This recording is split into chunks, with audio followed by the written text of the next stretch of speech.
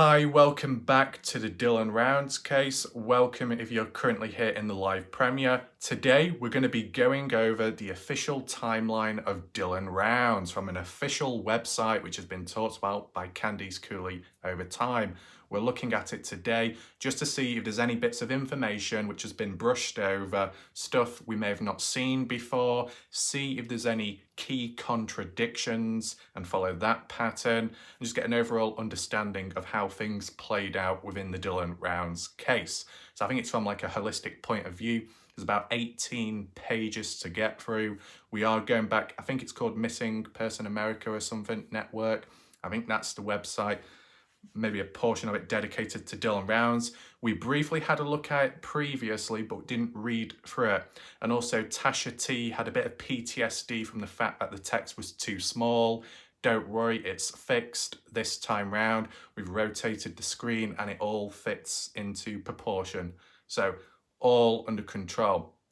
As we do go along in this video, feel free to share your thoughts, opinions, reactions in the chat. Maintain a slight level of focus with it being about Dylan Rounds, and you can talk about other things in between.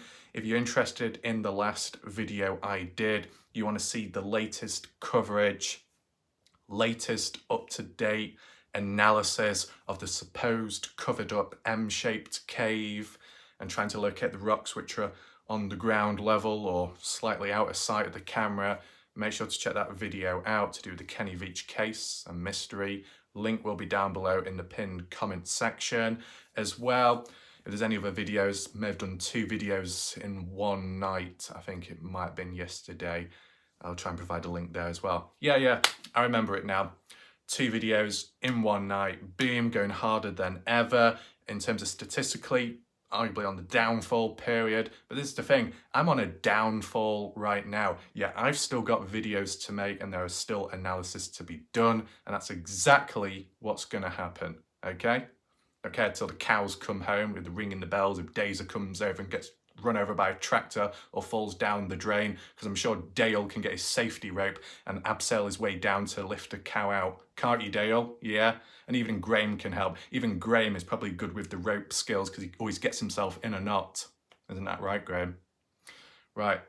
So I think what we need to do to begin this video off, to allow people to join on in, because I know in more recent time, people are a little bit more slower in coming on in. We'll check the comments out of the last Dylan Rounds video I did, answer any questions, see if there's any additional information, and just respond back to the comments that way.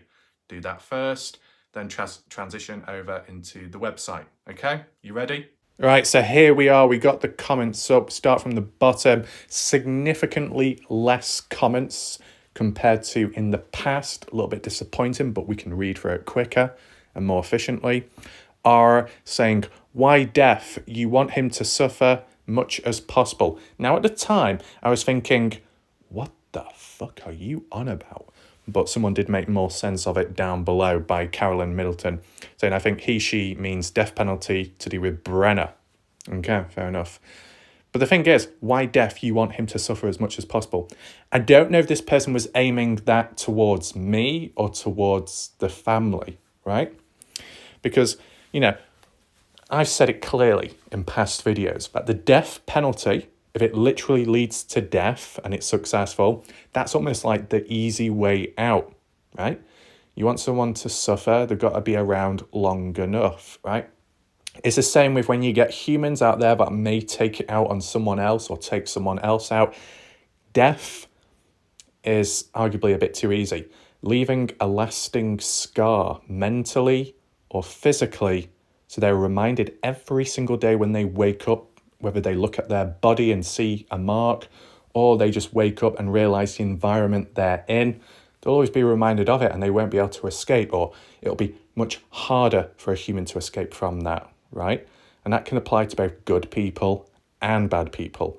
In Brenner's case, death penalty has been ruled out, okay? Just for your information, and anyone else confused, the death penalty has been ruled out, likely because it wasn't premeditated when Brenner took it out on Dylan, Okay, there is arguments to support that it was premeditated, as I've done my extensive, deep psychological analysis of Brenner.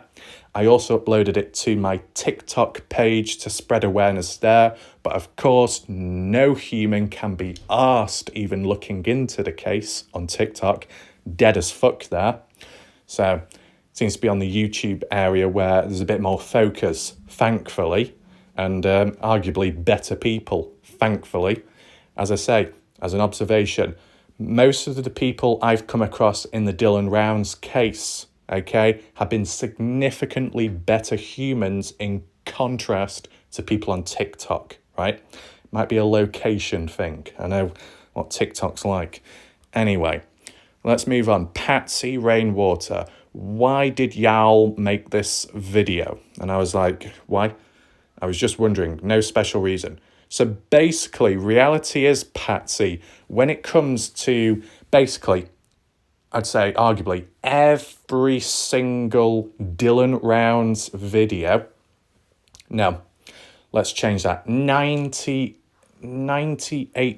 of my Dylan Rounds videos have been created, constructed, edited, sourced together, stitched together, made up, all within a day and uploaded within the same day, premiered in the same day, and me attending the live premiere in the same day as well.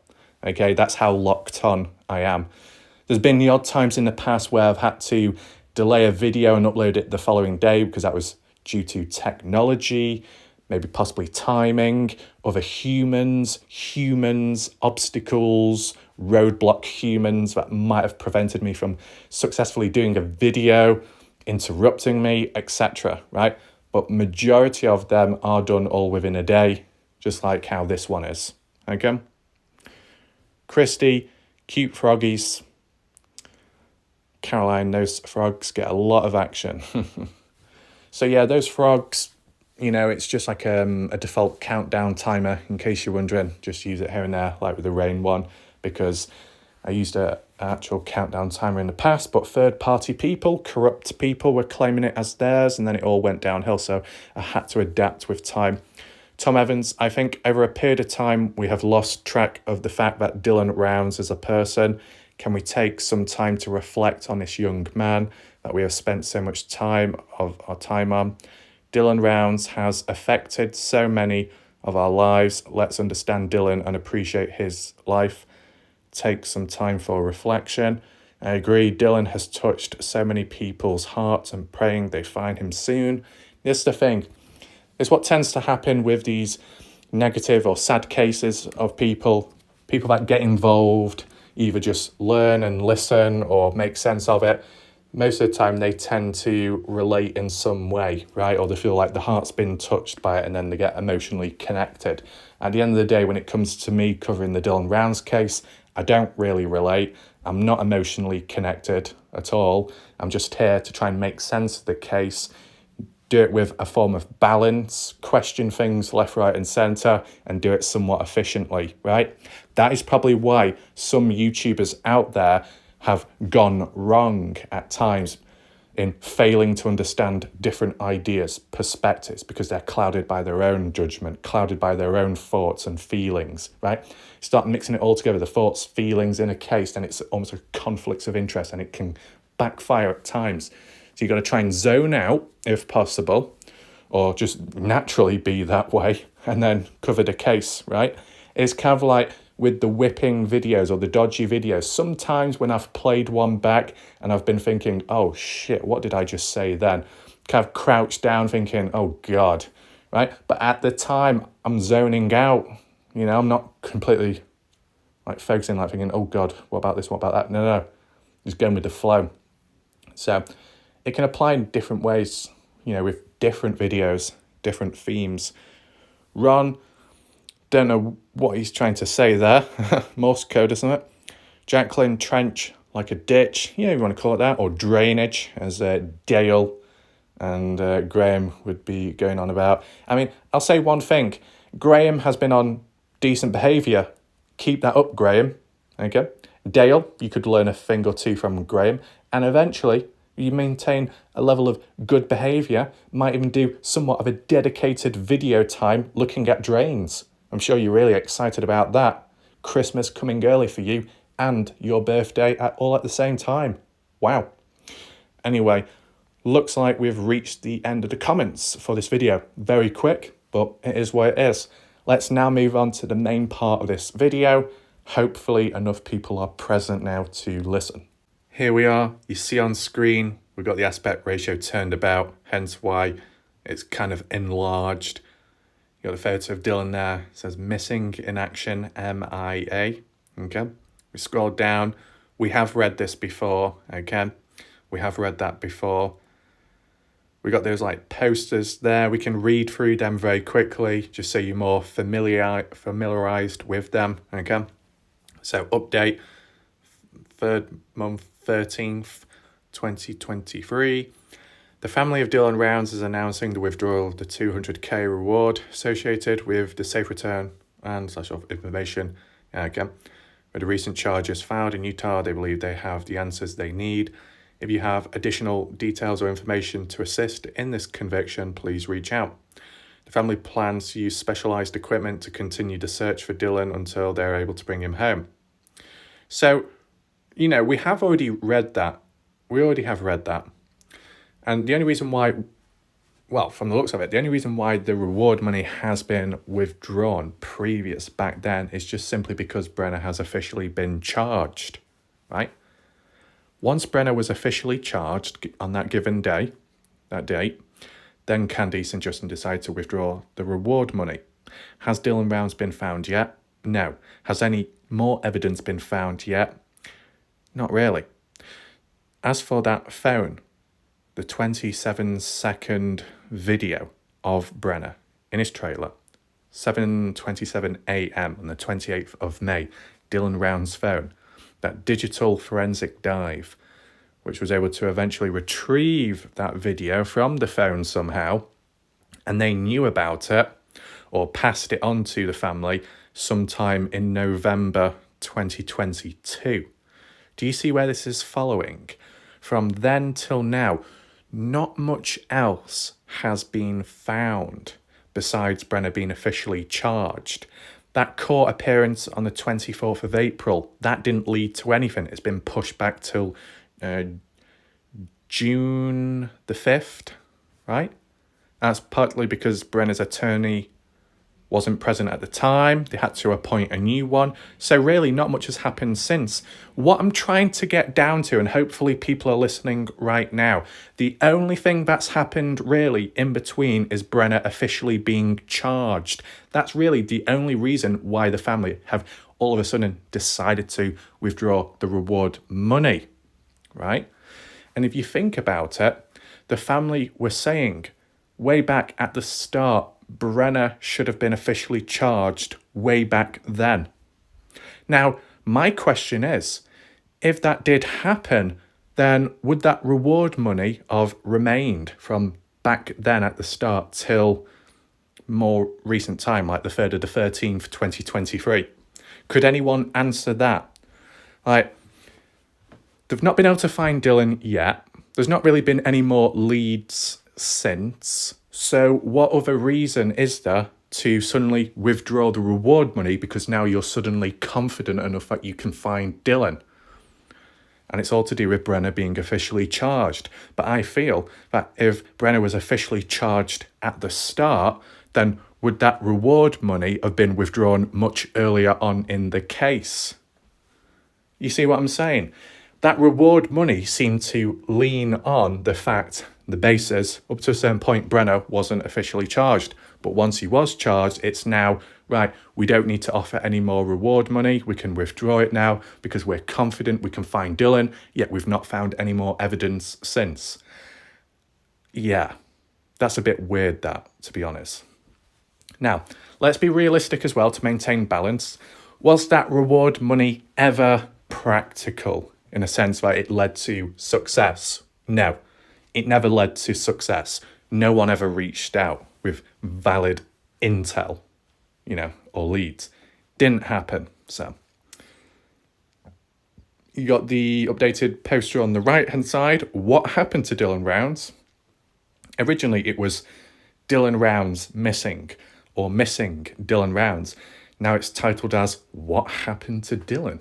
It's almost like it's been complete and we're like reflecting back on it. He's still missing. Okay, the outcome is he's likely dead and it's been proven in different ways. But a missing person is a missing person regardless of whether they're dead or alive. They're missing. So for it to be a missing poster, it should say missing, like bang, right in the middle of the screen. But yeah, missing person America. So I think this is the whole point of this website. Okay. Court documents, we have read that previously. Main reason why we're here is this timeline. Now, from the looks of it, if I click on it, looks like it takes you to some dodgy website and you think, oh shit, what's going on here? But no, it just simply opens it up. So it's a bit easier to see. Hide the toolbar. 1 of 18. All it is we scroll down like this and it goes to each page. So it's all there at the fingertips. It's perfectly fine.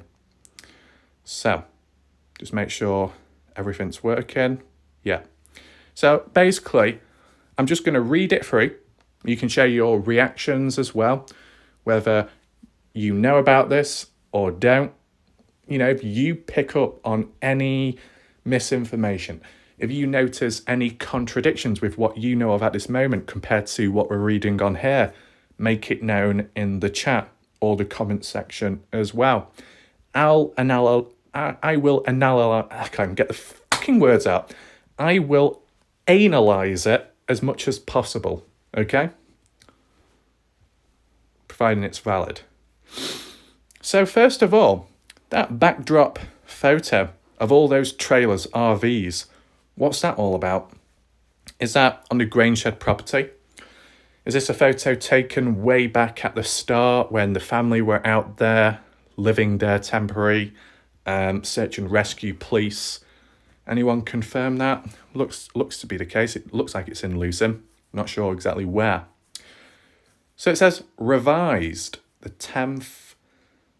Oh, wait, is that giving a date? Because they've missed out the slash, the forward slash.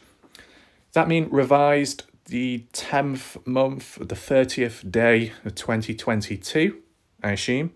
Problem is with America, their dates tend to be the reverse way around, but you know, you're not going to have the 30th month, it's the 30th day. Okay. 2022 then. So you could argue it's not exactly up to date, this. Is that a good thing or not? Well, let's just read anyway. April 2022. A disagreement takes place between Dylan and Don Haley, a family friend who helps out on the farm at times. Don was questioning Dylan's decision to work on a washing machine before a pump, and the result was Dylan and Don mutually decided to part company. In brackets from Duty Run's interview, 6th of the 14th. This is interesting. They're actually providing a source of where the information or where the discussion came from. That's useful. Kind of like what Quinton did himself with his own custom timeline on Excel. Is there anything there to analyse? So yeah, okay, Dylan and Don, disagreement, fair enough, it can happen. But Don was questioning Dylan's decision to work on a washing machine over the pump. Now, what is the pump? I think, is the pump to do with the pivot, the main line? Or is this to do with the Grainshed property around that area? Anyone know? If it is to do with the pump and the pivot, because it was leaking here and there, it's hard to maintain, fighting a losing battle. You could kind of understand that in that situation, Don was probably in the right. You know, what's your thoughts? That Dylan was prioritizing a washing machine over like a water pump, which is arguably more important, right? So you could say one person has priorities elsewhere which aren't as practical. And on that occasion, Don was thinking maybe more smarter. It's like, I guess one thing you got to acknowledge, age difference, experience difference, but, you know, on that occasion, could you highlight that Dylan was ignoring a greater need? Dylan was ignoring that something more important needed to be maintained, fixed, sorted compared to a bloody washing machine. And Don Hately was trying to tell Dylan, you need to focus on this and not that. Was there a level of ignorance? Was there a level of ignoring? Yeah, I don't know. Just let me know your thoughts down below, because it's just a simple argument at the end of the day and they parted ways, so it's not the end of the world. But just these tiny little things of, should have been doing this instead of doing that, you know, just makes you think. Anyway, says Wednesday, May 25th, Dylan tells his mother about a strange encounter with some guy who was barefoot and bloody along the roadside who wanted a ride to Montello. This person was later identified as Chase Venstra. And that was from Duty Ron interview, the 6th of the 14th, 2022. Now, as a little backstory to that, to add on information which isn't there, from what's been worded by Weezer, Montello Local, and what's been talked about in that area, Chase Venstra was stalking a rancher's wife within the area. He went there. I think he got told off or something not to come back by the rancher's husband. But he came back later, right? That annoyed the rancher. He ordered some of his guys back up to come on down. They got a hold of Chase Venstra near Wine Cup Road. They took him like a mile or so south, which looked to be in the farm field or near a pivot, and sorted him out there, roughed him up. Then after that, Chase, I guess, ran away because there was also like the rancher saying he was going to call the police. And, you know, one thing led to another. So he had to get away, Chase. And I believe may have been hiding in vegetation, how it was worded, near the railroad tracks near Tacoma Road. And Dylan was driving down Tacoma Road. And that's how he confronted Chase Venstra. Okay. At the time, Dylan didn't know who Chase Venstra was. Chase Venstra didn't know who Dylan was, though Chase Venstra's son, or one of his sons, did know Dylan to a small degree, because the son of Chase Venstra, one of them, did work for Dylan on the odd job here and there in the past. Okay, just a little backstory there.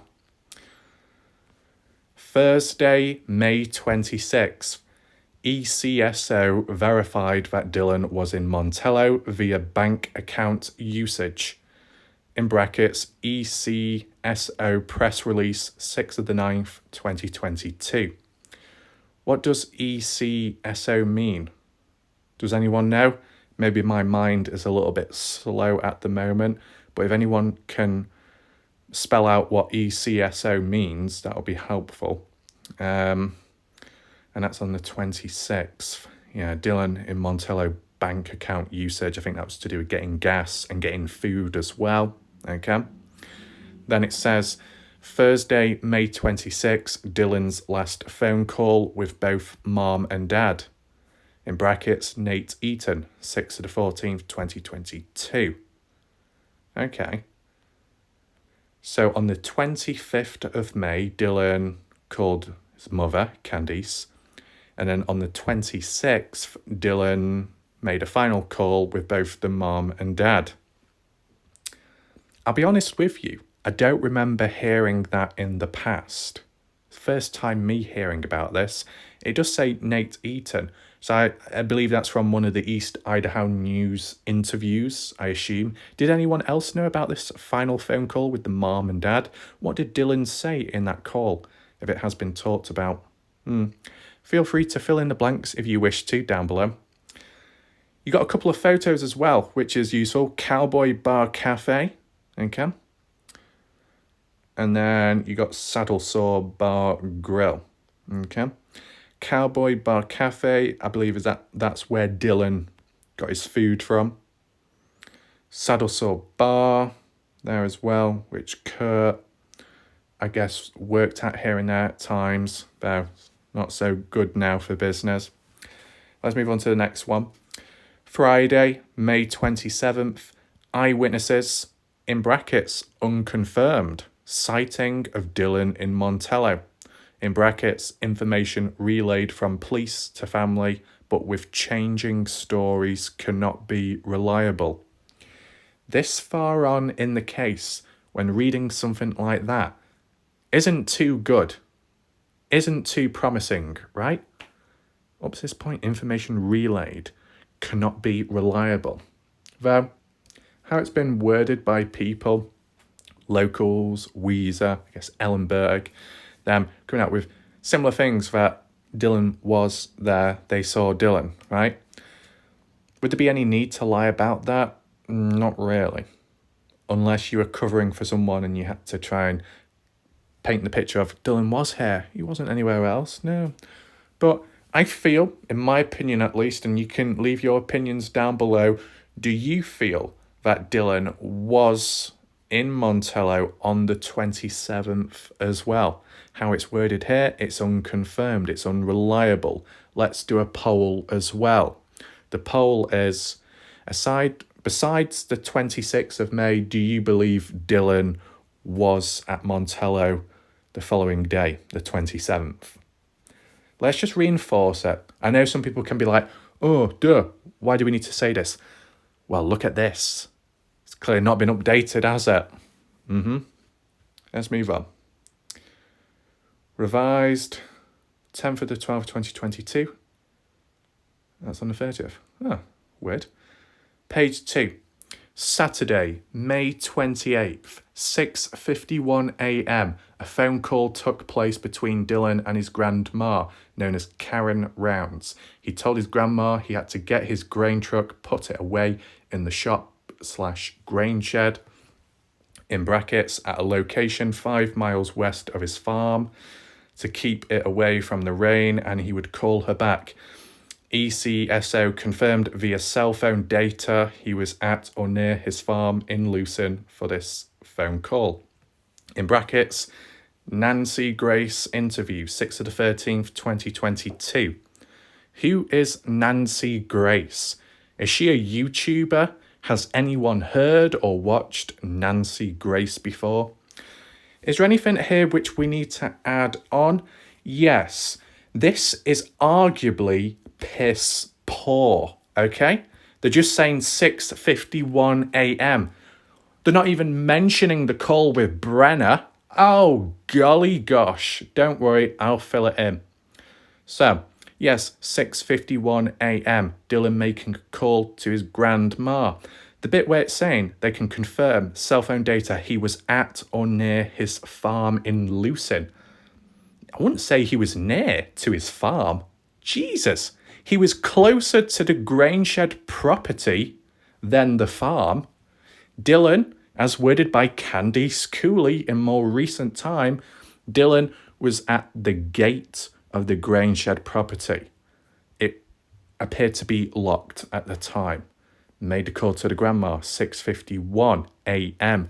And then at 6:57 or 6:58 a.m., shortly after, Dylan made a second phone call, this time to Brenner, but Brenner did not answer.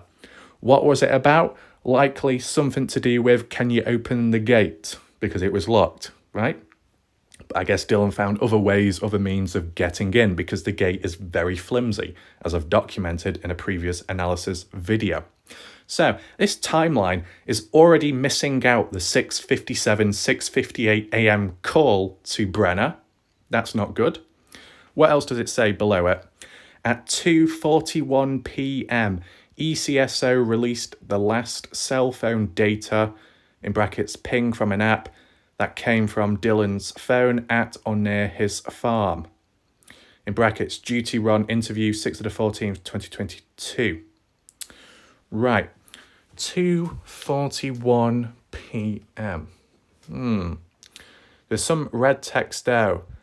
Right, we'll get to that in a second. Which order does it follow in? Right, so just below it in red, it says newly released information. At some point this day, James Brenner walked his horse to the train tracks. The horse took off one way and Brenner went the other. Union Pacific has been contacted to be on the lookout for anything suspicious. In brackets, no thanks podcast, 10th of the 11th, 2022. Right. Okay.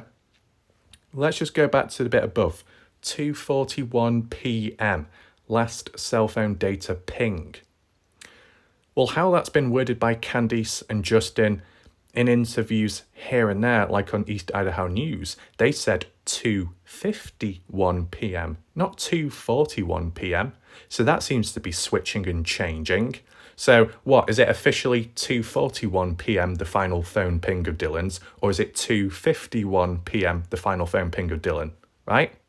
Is this the updated version, or is this the outdated version because it failed to mention anything about the 6:57:58 phone call to Brenner in the morning time? I'd argue that this is probably out of date and it's not been updated since. That's a bit disappointing. And that bit about the horse, that at some point on the same day, Brenner walking his horse to the train tracks, the horse took off one way and Brenner went the other way. Why? What? That doesn't make any sense, does it? Like, what's the point of that? Why part ways? I don't understand that bit. Can anyone clear it up or make sense of it themselves about the horse parting ways? It was only ever really mentioned once in a past interview on the East Idaho News one. At least, and maybe and from the no thanks one as well, of course.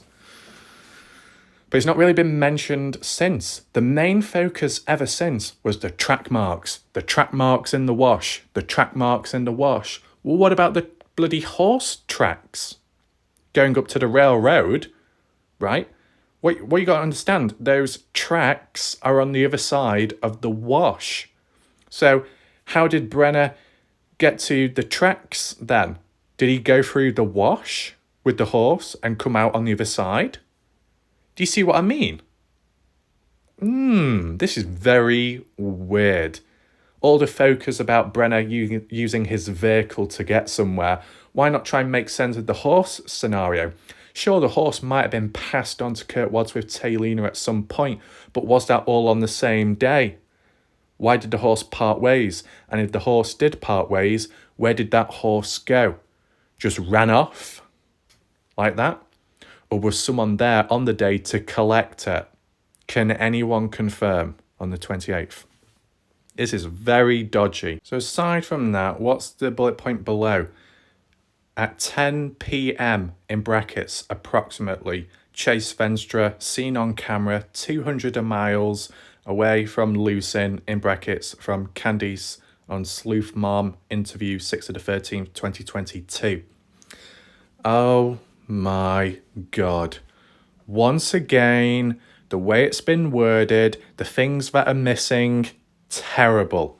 Yeah, okay, it's saying 10 p.m, but let's just dial back for a second, because in the past, Candice Cooley said in another interview that, and I believe it was on the either No Thanks or East Idaho News, that on the day, the 28th of May 2022, the day Dylan was murdered, Chase Venstra at 7:01 a.m. was at the Flying J's, Snowville, Utah. Then later on in the day, there was more CCTV footage which depicted Chase Venstra near to Clinton, Utah at KFC. And then later on in the day at 10 p.m, he was seen CCTV camera in Ogden, Utah at Little Caesars Pizza. Okay? And that was confirmed by the FBI that passed it on to Candice Cooley originally. Okay? So once again, this timeline is missing out the earlier important timestamps, 7:01 a.m, right? Around when Dylan was killed, right? 7:27 a.m. was when, post Dylan's death, and Brenner's in the trailer cleaning a gun with blood on him, as Dylan's phone captured that video of him doing that. So before that, that's when things happen. 7:01 a.m. Candice Cooley said 7:03 a.m. was when Dylan's phone ping ended up at the grain shed on the day. And it was 7:01 where Chase Venstra was in the Flying J's, Snowville, Utah. So even if people tried associating Chase Venstra coming down to Lucin to then take Dylan out, it wouldn't be possible. There's only like a 2-minute time difference between the 7:01 a.m. timestamp where Chase is miles away and then 7:03 where Dylan gets down to the grain shed, and then whatever happens to him within that like 20 to 30 minute period, right? You see? And then what's that on the left-hand side? Sunday, May 29th. Dylan had not called his grandma back, so she called Don, a person who had worked for Dylan on the farm and a family friend, to check on him since he wasn't answering her phone calls. And that was mentioned Nancy Grace interview, 6th of the 13th, 2022. Don and Jim, farm helpers, tell Grandma they go to Dylan's farm and look for him, but he is nowhere around. In brackets, Nancy Grace, interview 6th, 13th, 2022. Yeah, Candice Cooley did say that neither of them actually went out searching for Dylan, but they didn't bother in the end. But then you got Ty Corbin that says he came across Don, who was in tears, trying to look for Dylan. But as for Brenner, it seems unanimous, however you say it, that people have come to the consensus that Brenner didn't bother looking at all for Dylan. And yet it's worded here that they did. So that's a bit of misinformation there. There's a photo of Dylan's farm from the past. I believe that might be the flyby by Heavy D. Okay. What do we see here? Well, I don't want to zoom in because I don't want to mess up the aspect ratio, but on the left-hand side near to the pond area, you got the 2 trailers and Dylan's pickup truck. And then centre, a bit further back, you got the yellow backhoe, which is Kurt Wadsworth's, which with time was eventually moved to the grain shed property because that was ordered by the property owner at the time because work needed to be done. You got the tank there, which originated from the grain shed property way back in the past. Okay. Obviously now the trailers aren't there of Dylan's because they were taken away, of course, including the pickup. Right, let's move on to the next one. Monday, May 30th. Don and Jim have not been able to locate Dylan, so they let Grandma know. Grandma reaches out to JD, Dylan's best friend, to see if he had heard from him. Don and Jim have not been able to locate Dylan, and yet Candice Cooley said neither of them went to locate Dylan. So why is it worded as they did try looking when Candice Cooley said they didn't? Weird. Says 11 a.m. He had not heard from Dylan, so JD reached out to Dylan's mother to see if she had heard from him. She called around to other family members and no one had spoken with him. And that was talked about on the Nancy Grace interview 6th of the 13th, 2022. Okay, this is all to do with May 30th. Okay. Dylan's parents drive to the farm to see if they can figure out where Dylan is. A missing person report is filed by Candice with Bucks Elder Sheriff's Office during the drive down. Okay, that seems to check out.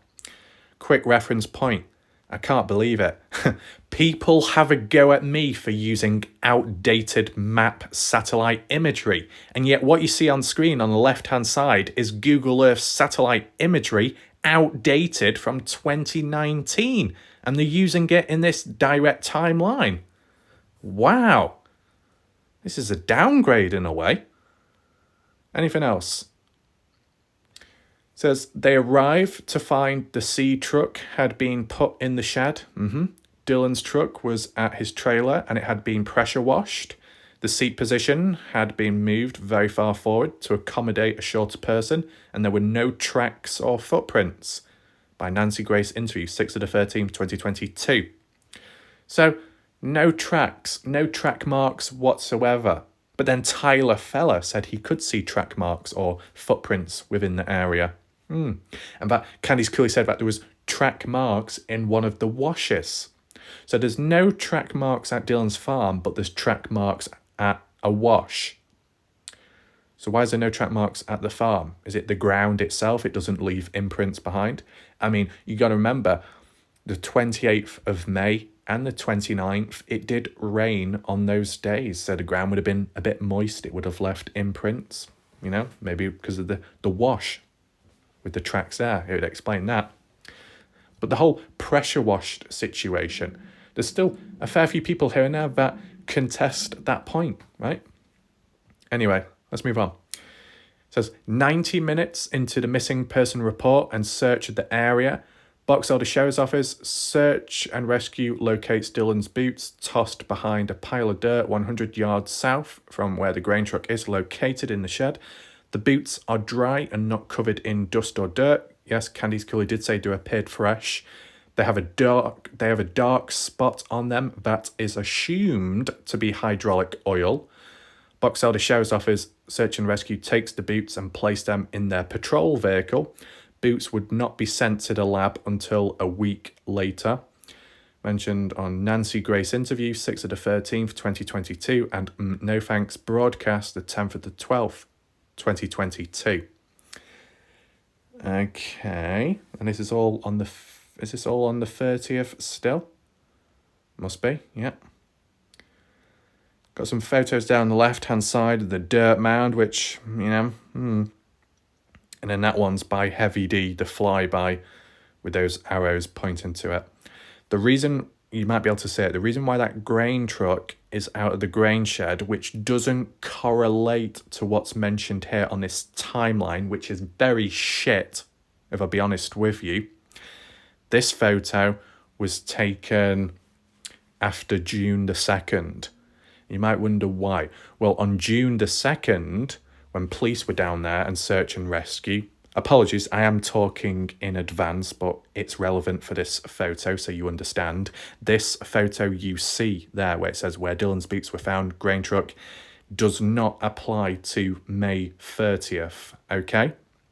This photo applies after June the 2nd, maybe June the 4th, when Heavy D went down there the first time to check the area and fly by. And that's because a few days beforehand, June the 2nd, when police search and rescue were there, it was Brenner who went into the grain shed and had to do some spring cleaning when he was questioned by the officer. But in order to carry on with that, Brenner got into the grain truck, drove it out, and then left it there in the open. And then he got on with clearing up the trash within, whatever it is. Candice Cooley said that there was no rubbish taken out. It must have been something else, such as evidence.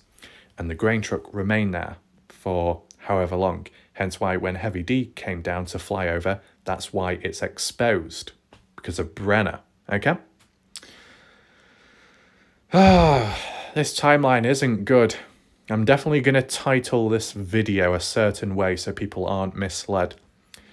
It says Tuesday, May 31st. Box Elder Sheriff's Office denies the family's request to bring in the bloodhounds to search the property. Family breeds bloodhounds and could easily set this up. Yeah. Now, at the time, the reason why it was denied is... Was it to do with the weather? No, it was to do with the rain. Candice Cooley said because there was a chance of rain, or it's already rained, or it was going to rain, that it'd be like 20% successful if the dogs went out there. You know, the percentage of success would drop down drastically, and that's what their reasoning was. But it's like, you know, you should still follow on with it. Right? There's still a chance. And if it was done early, chance is greater than if you used to use the dogs now, right?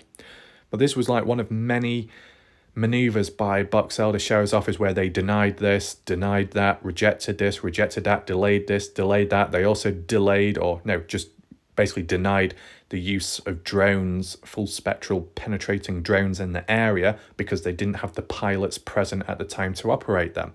They, in the words of Candice Cooley, they also denied Texas Equisearch of stepping on in and helping, assisting in the early days. It was only sometime I think in August or approaching November, where they were given the thumbs up. So they could go down with Candice Cooley, Mob Crew Chris, K9 Unit, and do that big push before winter time, right? Oh my. What's this one? Tuesday, May 31st. Family received a call from a citizen of Montello, Kurt Wadsworth, who used to work for Dylan, stating Dylan was being held in a specific location by Chase, Venstra, and another gentleman in Montello. That other gentleman was known as Robert Aviles. There you go. Montello, Nevada. ECSO sent out 6 deputies, but he was not there, and they searched the entire property.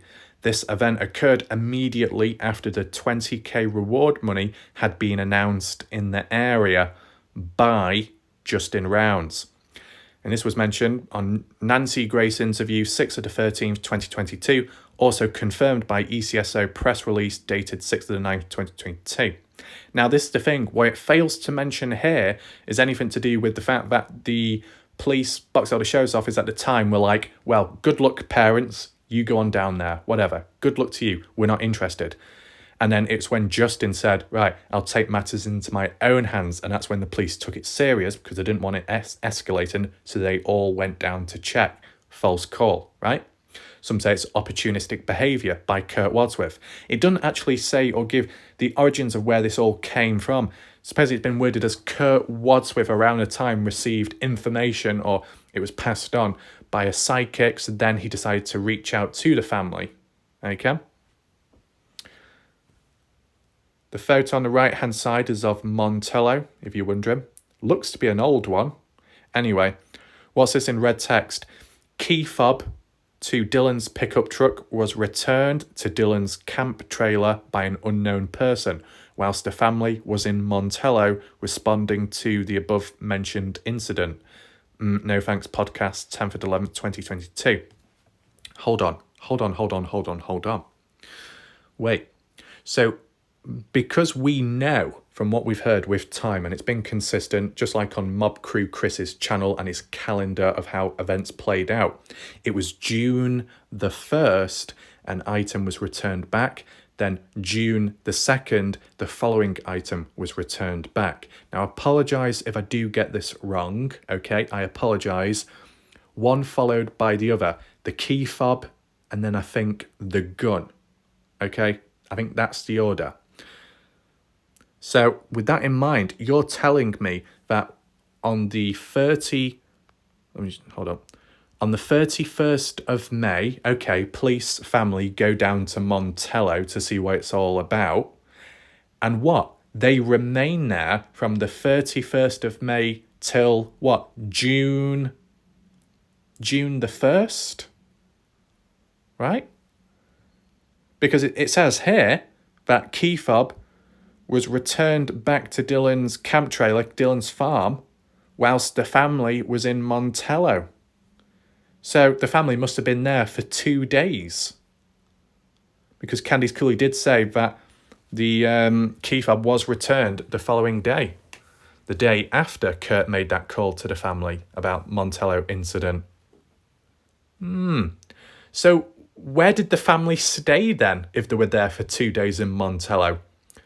Because there's no, like, motels, hotels there, just trailers. Did they take all the trailers down and then just stay the night or two?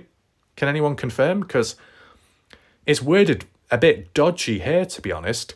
Like, if you didn't know the date of when the key fob was returned and followed by the gun, and you just read this, you'd be under the assumption that it was returned on the 31st of May. But that is not true.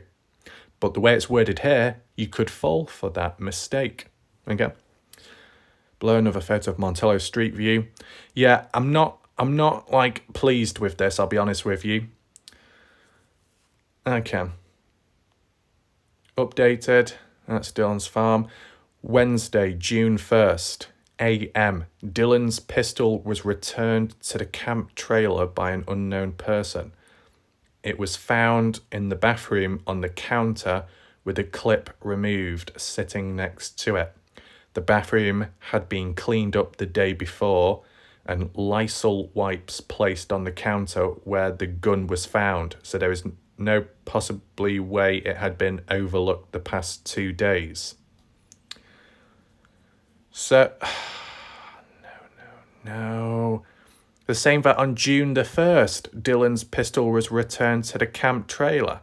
And the same that the 31st of May, the day before June the 1st, was when the key fob was returned back. That's not what Candice Cooley has said with time. Over time, she's said that May 31st, Kurt Wadsworth made phone call to family and it was passed on to the police. Dylan held hostage in Montello by Chase and Robert Aviles. False call, but the family police went down there. And then the following day, June 1st, key fob returned. June 2nd, gun returned. And if that's not the correct order, vice versa. But it followed by June 1st, then June 2nd. And yeah, it's not worded like that here. So could you argue and say this is outdated? I'd say so. And the whole bit about the bathroom, the countertop, well, at one point it was worded it was put on the chair or like the bed area or something. So that's switching and changing. Thursday, June 2nd, family is told they found a drop of blood on the boots. Boots had not even been to the lab yet. Nancy Grace interview, 6/13/2022. June 2nd. June 2nd also being the day of the spring cleaning. Okay. Yeah, just another pointer. Like how it says, returned back by an unknown individual. Candice Cooley did say that when she was present back in Lucin, Utah on June 2nd, I believe, Candice Cooley was also present at the Grainshed property and was overlooking Brenner nearby.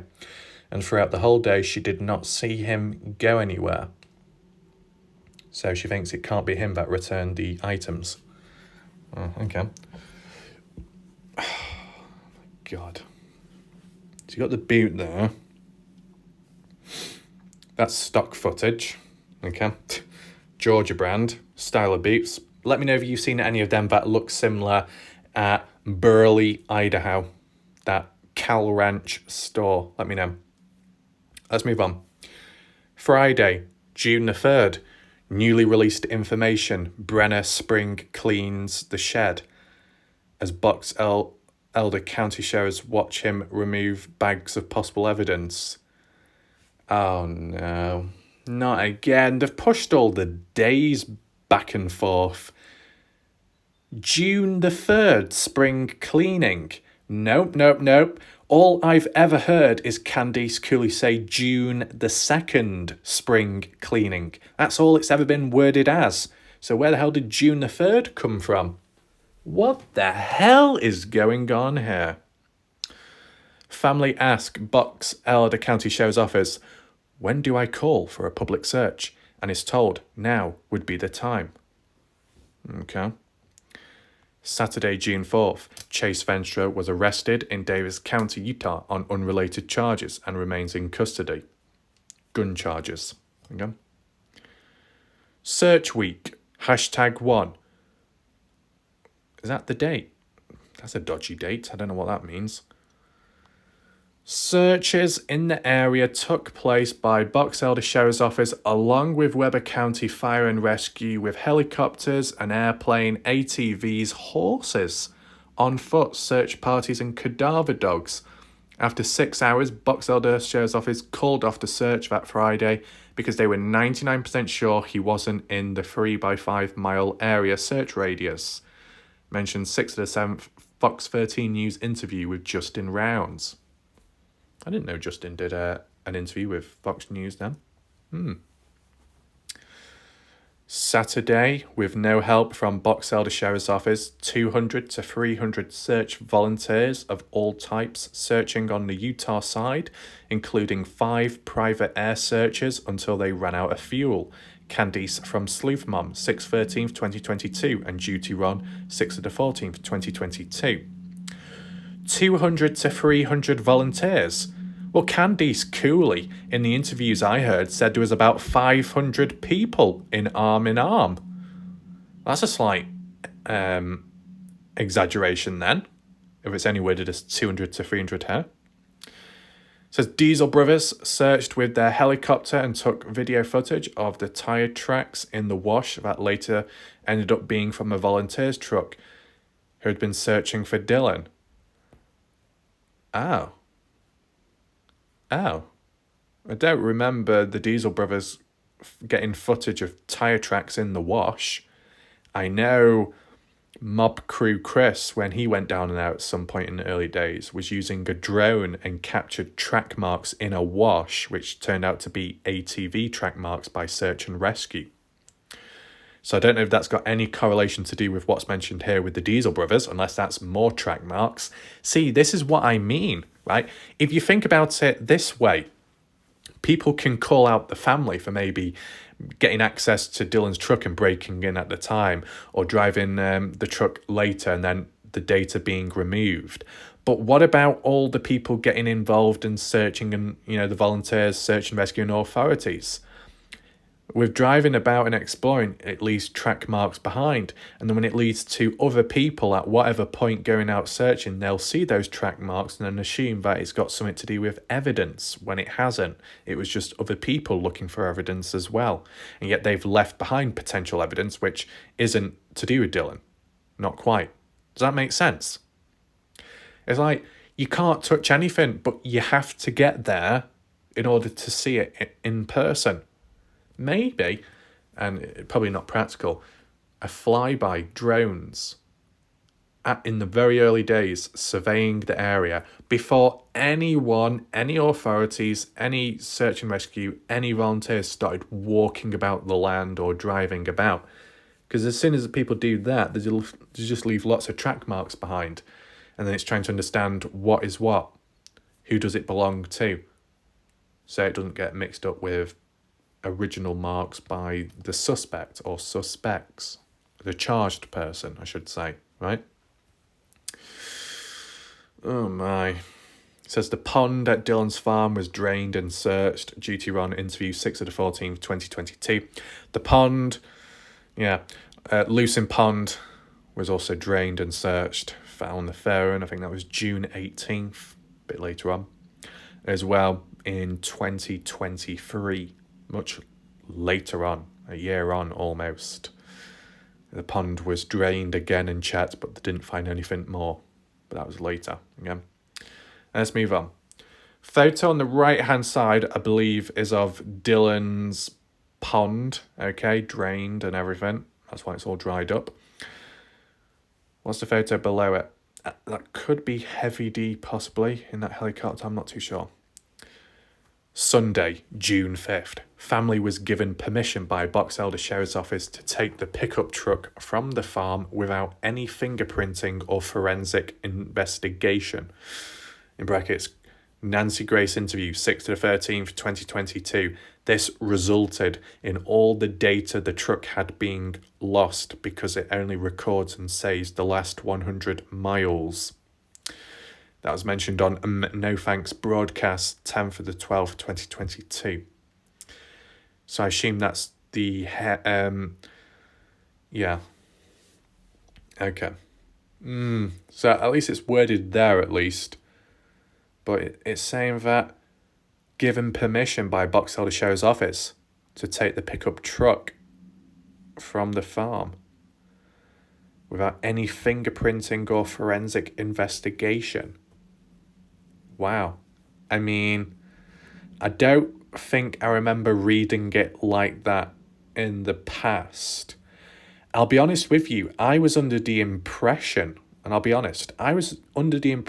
Candice Cooley that the truck was taken in, analysed to an extent, then returned back, and then they could get the thumbs up to drive it wherever, but the data was lost. But it's not worded like that here. But the way it's worded here about Box Elder Sheriff's Office not, analysing the truck, taking it into the labs, seems like a very, very foolish decision. For sure. Like, Okay, people can put the blame on Candice Cooley, etc., but the way it's worded here, is it... Did the LE not bother analysing Dylan's pickup truck because there was no track marks at the time to suggest that the truck was actually used? But then again, what about Dylan's trailer or Brenner's trailer? Weren't they taken into the labs? Can anyone confirm? I thought that was the case. Dylan's boots, which were just left near the dirt mound, they were eventually taken into the labs. So why not Dylan's pickup truck? Because at the end of the day, there are Dylan Round's personal possessions, right? Whether they've been used or not, they need to be checked just in case. If the family are saying that the seat was adjusted and moved forwards, then something's taken place there. And tying it in with Dylan's gun also being missing, but I don't know if it was mentioned at the time that early on, then the police should have taken more action. So it seems, the way it's worded here, it seems to shift that the LE are responsible for the truck not being analysed. And that was a big missing part in this whole case and puzzle. Monday, June 6th, Dylan's boots are finally logged into the police laboratory. Nancy Grace interview, 6th of the 13th, 2022. Friday, June 12th, Candice met with ECSO for almost 5 hours and they went through the case from top to bottom and agreed to offer additional resources for search. Nancy Grace interview, 6th of the 13th, 2022. I think I know what ECSO means now. Elko County Sheriff's Office. Yeah, Elko Sheriff's Office, as Candice Cooley worded, did a better job than Box Elder County Sheriff's Office. Okay. There you go. You got like a photo of Dylan's truck. And it was mentioned in the past, but I must have forgot about it. The back window of that pickup truck is smashed, broken. You can get into it. That is where it was broken into by the family at the time on, I think, the 30th of May, back then when they got down to the place. My question is, can anyone answer it? Why was the back window of the pickup truck smashed in? Why not the side one or the front window screen? Why was it the back window? Can anyone explain it? Is it because it's wider, easier to get into? And why even break into it? If there were no track marks to suggest that the vehicle was used, let's just say at the time, no track marks at the farm, then why do you need to get into the truck when you can look through the window? If Dylan's not in the truck, he's not there, right? You can look through the window, and if there's like an important item found on the inside, then maybe you break into. But if there's nothing there, then what's the point? And still, say about don't touch this, don't touch that. We don't want people coming on into the case. We don't want volunteers at times because it might disturb evidence. They weren't thinking like that on the day. But then again, you got to understand that the family can't, at the time, can't think straight because they're worrying about Dylan. So you got to understand that area at least. Let's move on. Search week, #2. Organised search looking for a particular bunker, and it was found and cleared. Other areas of interest were also searched by all means available to Elko County Sheriff's Office and public volunteers. Nancy Grace interview. Nancy Grace interview. So it makes me think that's probably a news channel. Anyway, it says about searching for a particular bunker. Supposedly Kurt Wadsworth's or Brenner's bunker. And they're saying that it was found and cleared. Now, can anyone reveal the location of that cleared bunker? Where is it? Can anyone, point it out, give coordinates? I'm interested. Right. The photo on the right-hand side, I believe, might have been from one of the news channels on YouTube, official ones. It says Tuesday, June 14th, Bonneville County, Idaho took Dylan's pickup truck into custody. In brackets, Candice personally verified. Bonneville County, Idaho took Dylan's pickup truck into custody, and that was June 14th. And it was saying, well, now, on June 5th, Box Elder Sheriff's Office allowed the family to take it away without it being taken for forensics. So why did they feel that on June 14th, Bonneville County thought, oh, we'll take it into custody now? Why now? When it's already been driven, when it's already been disturbed, evidence disrupted. What's the point taking it in now? It's pointless, right? It says in brackets, Candy's personally verified. Wednesday, June 15th, investigation classified as criminal investigation, and FBI has officially become involved in the investigation. Box Elder Sheriff's Office press release, 6th of the 15th. Saturday, June 18th, both of Dylan's campers were taken into police custody. June 18th. Bit late. Also, on June 18th, or near to, that was around like when the phone was found in the pond area. And I think it was June 16th to June 18th, around that period where Brenner was properly taken away, and to do with the trailer as well. Anyway, what are these images here? This is Dylan's farm up close, looks to be, on the right hand side. Search week number 3 and 4 and 5. No public search was held the weekend of the 6th of the 18th and the 6th of the 19th, 2022, to allow for law enforcement and EquiSearch to conduct their activities without interference. EquiSearch had drone operators out in the area, confirmed by Twyla in private communication, 6th of the 18th. Wait. Let me just do something quick in my head. Just feel free to share your thoughts and opinions right now. I'm just thinking of something in my head, just trying to make sense of it all, okay?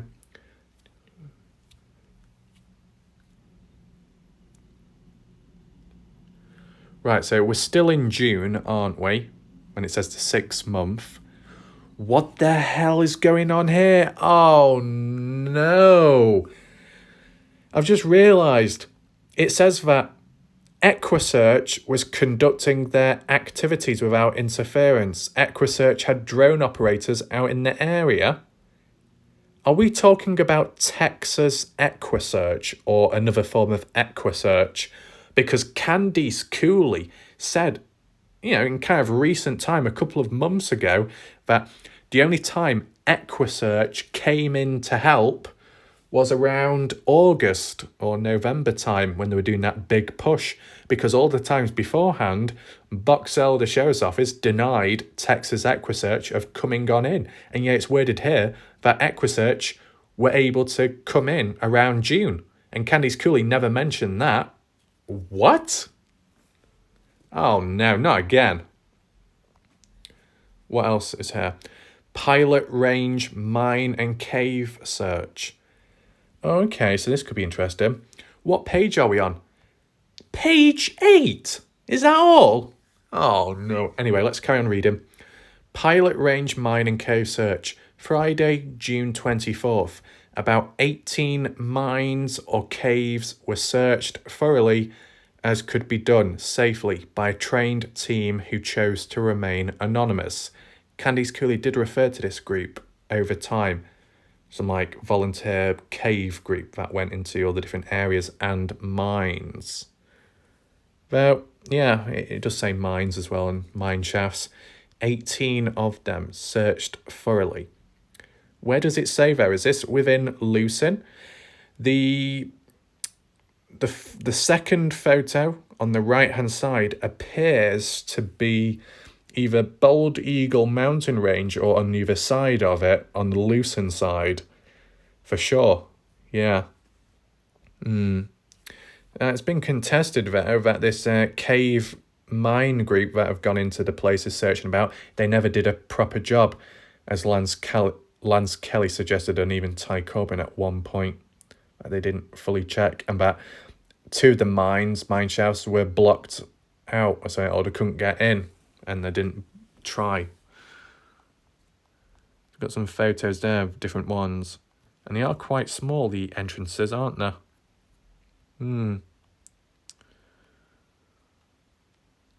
And as seen, some of them look like they've caved in. What's this one? 6, the 28th, 2022. Reward increased to 100k for any information leading up to the safe return of Dylan. Yeah, that's how it was at the time. Thursday, June 16th. Law enforcement served a search warrant on Brenner's trailer. Yeah, I got that right early on in this video. During that search, ball ammunition, ignition caps, black powder, and speed loads, all related to muzzle loading, were located, photographed in the trailer, but items were not seized at this time, according to the charges. And then June 18th, newly released information. Dylan's cell phone was found at Lucin Pond by Box Elder Sheriff's Office and SNR. No thanks, broadcast 10th of the 11th, 2022. So I got that right as well earlier on in this video. So maybe I corrected some of the misinformation earlier on, and maybe it is mentioned here in this timeline, but I'm not to know because I'm just reading for it raw, okay?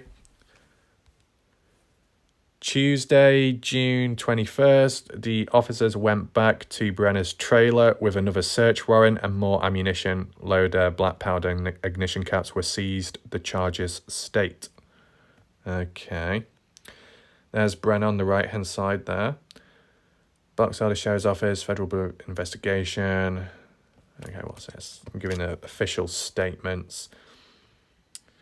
Yeah, multiple arrests have been made for unrelated warrants and crimes that have been discovered during this process. What? Multiple arrests have been made for unrelated warrants. What? So like Chase Venstra, because the gun charge, and Brenner at the time. Does that count for multiple? You know, who else in between? Not Robert Aviles. Anyone else? Not that I know of.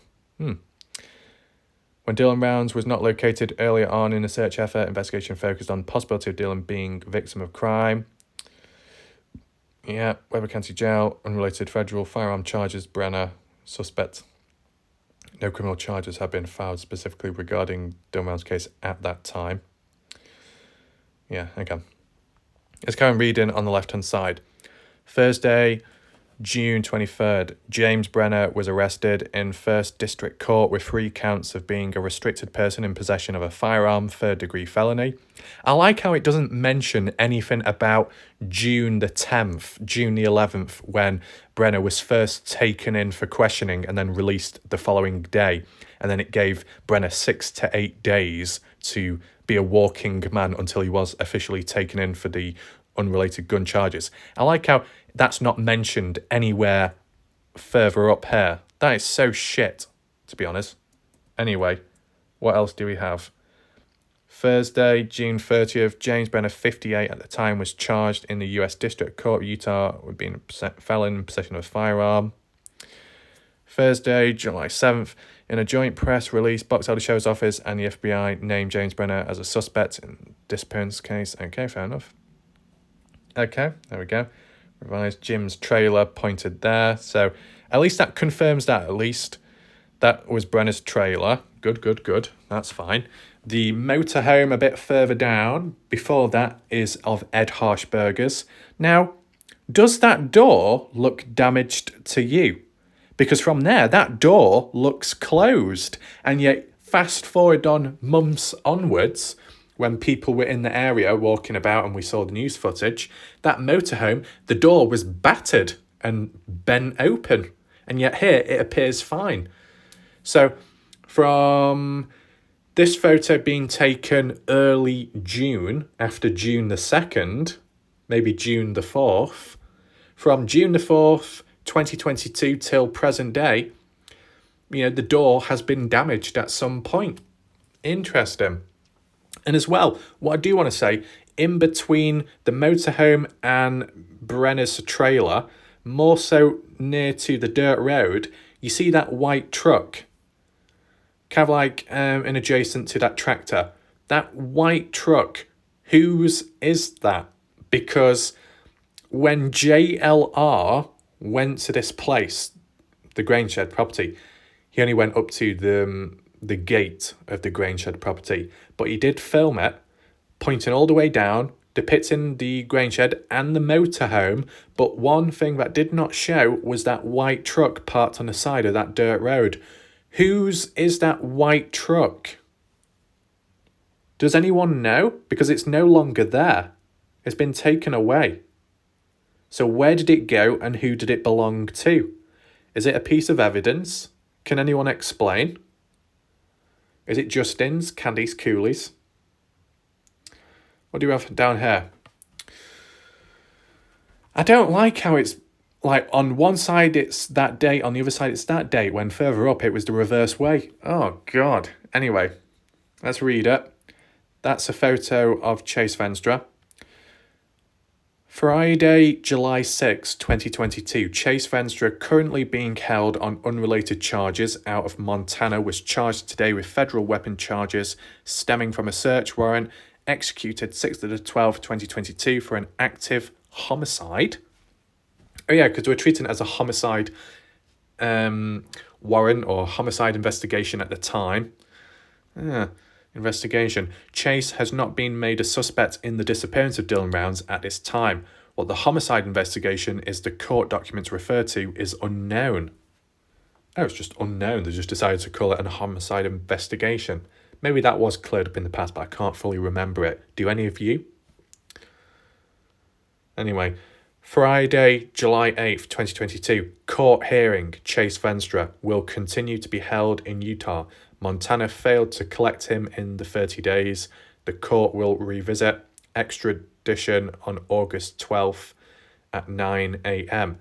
But since he has federal weapon charges and the initial appearances on July 19th, it's unlikely Montana will make any more effort to get custody of him than the last time. So Montana failed. So that's what pushed the court date back to August 12th.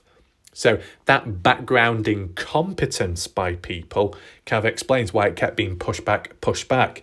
At the time, I was under the impression that maybe they were pushing it back because it had something to do with trying to find Dylan Rounds, kind of like with Brenner. But no, it was just simply down to background stuff. Now, my question is, what's the background stuff like now with Venstra? Has the extradition taken place or is it still pending? Anyone know? Court hearing, James Brenner, no bail. Tentative trial date set for September 12th on the federal weapons charge. Expected delays. It almost always happens with serious charges. And as we know, it's been delayed from the 12th September 2022 all the way up to April 24th, 2023. And then being pushed even more back to June the 5th, 2023. You see the extensiveness now. What's this photo of? Dylan's farm again. Okay. Search week, #6 to present. The law enforcement investigation into the disappearance of Dylan Rounds is ongoing. Law enforcement continues to be in the Lucin area at this time. There are no organised searches planned for members of the public to participate, supported or authorised by law enforcement. We're asking the public to not search the area as it has the potential to compromise the investigation. Are you kidding me? What about at the beginning of the case when search and rescue volunteers, police all came in, left track marks behind, Mob Crew Chris, bit of a tongue twister that, goes to the wash with the drone and ends up finding track marks which thought to be to do with the Dylan Rounds case, turned out it was by search and rescue. And then Heavy D did the same thing or something, turned out to be some volunteer. This misdirection, unintentional, but they've caused it themselves. So whilst the authorities and family are telling general public not to come on in because it could mess up stuff, they've messed up as well. Bit contradictory in a way, bit of a hypocritical move that. Anyway, outdated imagery. Monday, August 1st, 2022, we're jumping ahead now. Additional mines and caves were searched as thoroughly as could be done safely in pilot range by a trained team who chose to remain anonymous. I assume this team is the same mentioned earlier on in this timeline. But did they do a good enough job? Like, they were doing it as safely as can be. Now, someone like Scott Natal or Lance Kelly might not do it as safely, but they're probably going to be more hands-on. You know, some people could say, a little bit reckless, but they'll probably do more of a job, put more effort in, right? They might find something. Though, this is the thing, Lance Kelly was strong about this, saying, because Lance Kelly actually did an interview with some news group at one point, and they even published an article about it, and we did read it in the past, to do with Lance Kelly and his opinion of Dylan possibly being in a mine shaft or cave, and then also Lance Kelly referring back to the volunteer groups or the trained groups out there that have gone into these mine shafts, and haven't checked it thoroughly, or it needs double checking, they're not doing a good enough job. So Lance Kelly feels the need to go to these places down the line. And you come towards the end of the year, I think, of 2022, besides Ty Corbin saying what his plans were for going into Lucin, Lance Kelly did a video of his own saying, right, Lucin coming up, we're going to go down there, we're going to go here, we're going to go to Governor Spring, we're going to go to all these mine shafts and tick them all off the list. Did that ever happen? I don't think it did. It didn't really. It was only a very short spell, and then Lance Kelly was back in Montello searching for Dylan. Does anyone remember that? What's this one? August 1st, 2022, Dylan's 20th birthday. Is this to do with the East Idaho News one?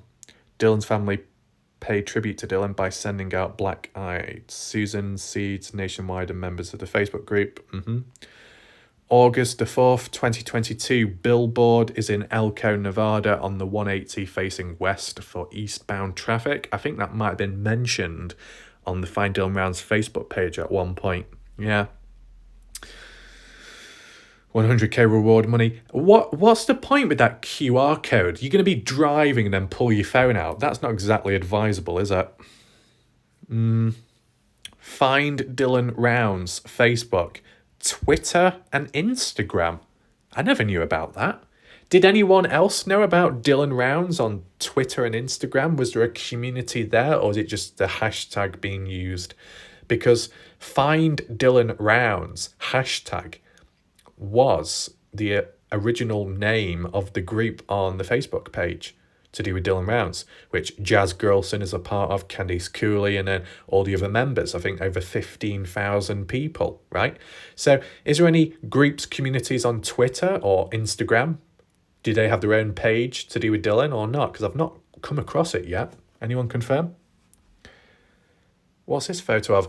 Oh no, here we go. Oh God. So this is the original footage by Lance Kelly when he was documenting the presence of police LE, I think it was more Elko County, coming on down into Montello, Nevada, going to Brenner's burnt down trailer for that investigation. You remember? August 15th, 2022. And what I would confirm at least is, do you know in recent time when people have been calling out Lance Kelly and saying that he's been reusing footage or something? That's not the case. Two separate pieces of footage, though similarities with the fact that it's a convoy going in that direction, passing a crossroad. Though the difference was Lance Kelly back then was more anticipating it and was parked up ready for it, from the looks of it at least. The latest one with that rock hounding group, that wasn't as planned because they were just out there and casually came across it at the time, and Lance decided to roll with it and film and see what was going on to document. And they were further down the road, not near the crossroad to turn off. So that's the difference there, to say that two different lots of footage, different angles, different vehicles. It's very evident that Lance did not reuse footage. But what he did do, whether it was planned or not, was associate one thing with another when there was no link to be made. The very first time round, it was relevant because what was present, that convoy, was going to Brenner's burnt down trailer. Second time round, more recently with the rock hounding group, it had nothing to do with it. But at that split second, Lance thought there was a link because they were going in that direction where Brenner's burnt down trailer was, but they passed by it. Yet Lance still uploaded the video. So I guess that's the only question you could say. Anyway, let's read. Bucks, Elder County Sheriff's Office, had sent a request to Elko County Sheriff's Office to execute a warrant on the Nevada property of James Brenner, the burnt down trailer. This request was denied for probable cause. Elko County Sheriff's Office conducted an independent investigation to obtain enough information for probable cause. The Elko County warrant was signed Friday, August 12th, 2022, to be executed Monday, August 15th, 2022. The family was never informed by Box Elder Sheriff's Office. They ever requested the warrant, and they were told this property was of no concern. Right, search warrant, parcel of land, Nevada, owned by Brenner. Yep. Okay. What's this? Okay. Search, rescue, advanced searching methods include cadaver dogs, drones, archaeological excavation, procedures to process Brenner's property in hopes to locate information that would lead to the location of done rounds.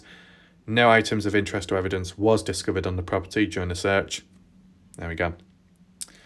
Then we've got a photo of Justin Rounds on the left, Candice Cooley in the middle, and Heavy D on the right. God, Candice Cooley is kind of small. I can't remember what height Candice Cooley said she was. 5 foot, 5'1". Indiana said she's 4'11". Wow. I don't know how tall Heavy D is. Anyway, October 6, 2022, Heavy D Sparks met with Justin and Candice at the Shed property to fly a specialty drone for Equisearch Midwest. That was at the time Equisearch wasn't in the area, but Heavy D was operating the drone. Now, the backstory behind that full spectral drone was money was originally raised, I believe, from Duty Ron's channel somehow. That money was put towards the drone, which cost about $14,000 or something. And then that was supposed to be passed on to Equisearch to be able to use themselves. But they weren't present at the time, so I guess it was passed down to Candice Cooley. And then Heavy D, because he's more qualified to pilot a drone like that, came on down with the other guy, Dave, or something, the one with the other beard. And that's when they operated it and checked about, took over 300 photos or something, and then sent it down, the photos, to Equisearch, where they're located. And then they did that analysing of the photos. We never heard of an update till this present day about those photos being analysed. And it makes me wonder why. You know what I'm saying? The last we heard was back in 2022, Justin Rounds saying, oh yeah, they're still analysing the photos, still some way to go. And that's all we ever heard of. Interesting. What's this one? They interviewed inside the shed where Dylan would park his grain truck to get it out of the rain. You can watch the interview on Heavy D's YouTube channel. Yeah, this one. Not much more to say about that. 10th to 10th, 2022, reward increase to 200k. That was originally mentioned in this interview where Heavy D said, here's the 100k to match with the original 100k for any information leading to safe return or arrest and conviction of any persons responsible for the disappearance of Dylan. Yep. Dylan Rounds missing. Yeah, we've seen this poster before. Right. Okay, we're nearly there. October the 12th, 2022, update from Candice via No Thanks Investigates YouTube discussing never before released information. Right, maybe this clears up the previous stuff, we'll see. Dylan's pistol was returned by an unknown person to his camp trailer on June 1st. It was located in the bathroom on a previously clean countertop. The key fob was found in the same exact spot the next day, June 2nd. Okay, so it's that way round. As I did say earlier on in the video, if people are remembering, I did say apologies in advance if I get it the wrong way round, okay? But I was definitely certain that it followed June 1st, then June 2nd, not how it was worded earlier on in the video as May 31st, okay? So I can understand like the rolling updates, the slides it follows in, but really, if anyone went on this site and went through the slides of trying to understand each one, you'd probably be thinking, because maybe not everyone reads through all the pages, right? And first impressions, you see that date and that date when it's not correct. Anyway, let's just read it. Let's just carry on. No DNA was found on/in Dylan's pickup, grain truck, key fob, or the pistol and clip. Yeah, because the key fob and gun was cleaned down, the way Candice Cooley worded it. Dylan's phone was found on June 18th in Lucin Pond by Box Elder Sheriff's Office Search and Rescue. James Brenner has been calling members of the Rounds Cooley family from jail. He has had conversations with Justin and Karen Rounds declaring his innocence. Though what we also need to acknowledge, and I'll just do it as a checkpoint there, what it doesn't seem to mention is anything about Brenner trying to reach out to Don Hately as well, which never followed through. That doesn't seem to be mentioned here at this moment. It's not even mentioned about Brenner shifting the blame onto Chase Venstra when he was talking to Justin. It's not even mentioned here about the final call being Brenner and Karen Rounds, the grandmother, where she shut him down and told him the actual facts, and then Brenner said, right, we're not talking anymore, you can talk to my legal team, and that's how it ended. None of that's mentioned here, so that's a bit disappointing. Right. James Brenner's DNA was found on Dylan's boots, found behind the dirt mound on the shed property. James Brenner has admitted to putting the boots behind the dirt pile. He said he found them near the shed. And his excuse at the time was, I've not seen Dylan for over a month. I assumed he wasn't returning back, so I moved the boots anyway. That's how it was worded. But with the phone pings and, confrontation with Dylan, and the evidence down the line, it proved that Brenner did know about Dylan being in the area at the time. So it was a lie by Brenner then.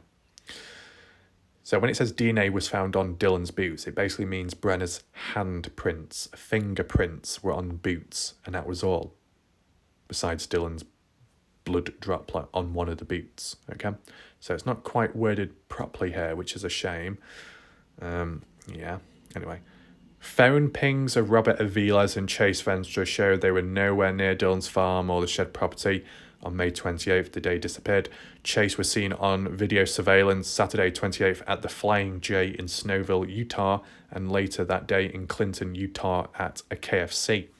Now, the correction is there is no KFC within the Clinton boundary. It's on the outer side of it, KFC, because I've analysed the 3 different KFCs alongside Clinton, but on the outside of it.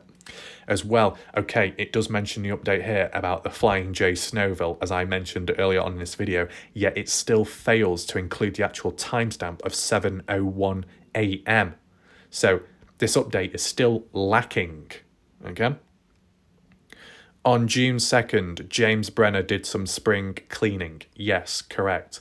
In the shed, as Box Elder Sheriff's Office watched him remove 4 to 5 garbage bags of potential evidence. Now, Candice Cooley in the past worded it as up to 11 garbage bags, so that's another exaggeration there. If you have seen images of the shed, you will clearly see significant mess that was not cleaned up, such as all the cans on the ground and a bit of straw and hay. Yep. When Box Elder Sheriff's Office allowed the family to take Dylan's pickup and drive it, they lost any data that was stored in the truck system. It only recorded and saved for the last 100 miles. Yeah.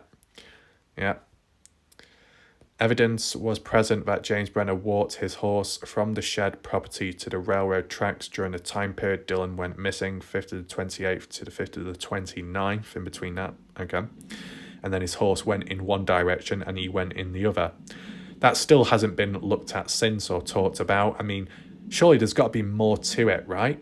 Like, if it happened on the 29th, okay. But what makes them narrow it down between the 28th and the 29th? Why in between then? Why not later? How do they know how fresh the track marks are of the horse? How can you date when those tracks are from the horse? Anyone know? If it was on the 28th, I'd be confused, because if there was track marks of Dylan's truck in a wash and Brenner is associated with driving that truck to dispose of Dylan, then why would the horse be involved at the same time? Wouldn't make sense. It's like some kind of Fast and Furious crew type situation. But if it happened on the 29th, the following day, maybe that's Brenner accepting that he needs to part ways with his horse because of what's happened. Maybe at that point Brenner felt as if he was going to get in trouble and he needed someone to look after his horse. And this is maybe all done before Brenner is actually arrested. Can anyone confirm the date of when Kurt Wadsworth, Taylina, etc. Were in possession of Brenner's horse? Was it before Brenner was officially taken into custody? Or was it after? Anyone know? Because if it happened very early on, you could assume that despite Brenner being cold, cool, calm, collected, in his mind, subconsciously, he was thinking, right, I'm probably going to get taken away. I don't want my horse to be abandoned and die, so I need someone to look after it. So you could say Brenner already accepted that he was screwed, yet he still didn't reveal much. Interesting. Anything else here? May 31st, Box Elder shows off his declined approval for bloodhounds to come search the shared property. Family had been in contact with resources to get them out there, and they were ready to bring a team. Right. There's grain shed property. The backhoe is back there. This is an interesting one because from a different angle and a different date, and it's more official this, but that backhoe is there. Does it give the date of when the image was taken? Not really. That's unfortunate. These photos here are from the big push, okay, before winter time of 2022. You would have seen me cover these photos as well in one of my past videos. These photos were originally from and uploaded to the Find Dylan Rounds Facebook page, okay? Week of the 10th, 30th, 2022, Equisearch Midwest joins in on the on-site search for Dylan. Okay. So what, we're talking August? No, not August. No, forget that. My calendar is messed up in my head. Forget what I said there. So we've got the images there. The guy dressed in black with the little cap is Chris from Mob Crew. Okay. What does it say here? So yeah, there's the month. The 10th month, the 30th day, 2022. You can see in the photos provided, they searched mines and washes for any sign of Dylan or clues to what happened. Mob Crew flew drones and a group of cadaver dogs went out searching as well. December 2022, Box Elder County turned off the water supply to Lucin Pond. Oh, did that? Yeah. Yeah, I believe so. They turned the water supply off, drained it then, and then checked again in 2023 by decimating it, I assume. Right. January 23rd, Box Elder County went out with an excavator, breaking up chunks of ice and searching the pond. No new evidence was found during the search. Yep, that checks out fine. Is that it? Is that it? January. We're in April, and they've not provided any more updates since. What? I mean, on the website, on the front page, I think it mentioned about Brenner being charged, but why is it not mentioned here on this timeline? You could, in a way, argue that this timeline is a bit outdated still, and arguably lacking some information. Let me know your thoughts about that timeline. Would you say it's truly complete, or would you say there are still key events, key dates, key things that have been missed out? Now, granted, if it's not been said by Candice Cooley, Justin, or police, etc., then it might have not been included in this official timeline, you know, as it goes. Yes, there could be outsiders that have found this or found that, but it's not been included in this timeline because it's not seen as official.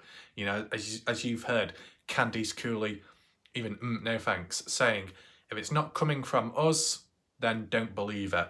We are telling the truth. That's how it's been worded in the past, let's not forget. So I couldn't understand why certain stuff wasn't included, though there was a few things Candice Cooley has talked about over time in interviews and confirmed it like this or that, and it wasn't included in this timeline, like the 6:58 or 6:57 a.m. call to Brenner. That wasn't mentioned in it. The 7:01 a.m. timestamp of Chase Venstra wasn't mentioned in it. The 7:27 a.m. of that groundbreaking phone with the footage on it of Brenner cleaning his gun with the blood on him, right? around just after Dylan's death, that wasn't even mentioned in the video, the digital forensic dive locating that stuff. Not even like in the actual timeline mentioned about the April 24th court hearing of that being delayed and pushed back and the attorney being reappointed, a new one. A lot of stuff still lacking. So whilst family members could say, oh, go over here, go over there for that timeline to keep on up with it, I think it's lacking, don't you? What's the point being guided and told to go to this timeline when some of it's out of date, other bits are missing information, etc. And what I don't like is that whilst I was reading through it, that was my raw reaction, okay, when I was saying, oh God, oh, why have you not included this? Oh, what a disaster, right? Some of it was cleared up later on in those pages, but why have it right at the end? Why can't you just re-edit the previous slides and change the dates, or edit it there in red text, then leave it right at the very end of the slideshow? Because by the time people have read through those earlier slides and have got confused, misunderstood, or maybe they are satisfied, they've walked away and they've not gone all the way to the end to see the actual corrections. Now, I know you could say, well, duh, you're supposed to read through it all, that's the whole point. Well, yeah, but, you know, when you see those dates to begin with, first impressions, you know, if you're new to the case, that's what you're going to internalise. And you scroll later on and you think, oh, the dates have changed. Oh, like, there's to think. I don't know if it's easier or harder for people. Let me know your thoughts down below. Is it harder if a person has been around since day one, listening, following the case, seeing switching and changing of information multiple times, and then eventually reaching some kind of understanding? Or is it a person that comes in late to the case, hears about the past information, then suddenly corrected with the latest up-to-date information? Who has it more difficult?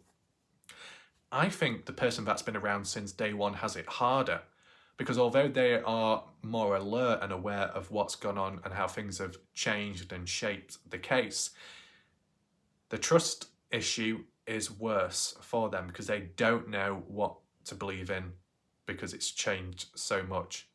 For someone just to come on in quick and to be directed here and then abruptly told, no, that's wrong, this is right, not as impactful over time. It's just sudden, right?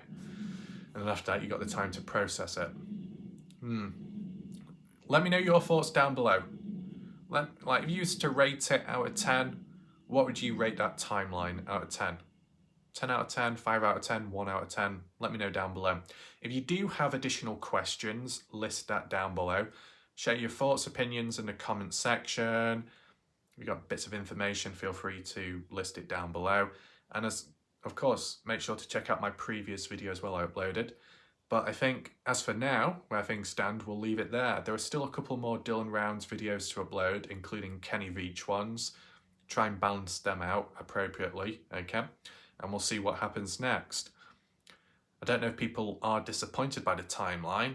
As for me, I'm a bit, not great. But hopefully the title of this video makes enough sense for when people do watch the video, okay? And yeah, I think that's it for now. Thanks for watching. Appreciate it. Goodbye and good night.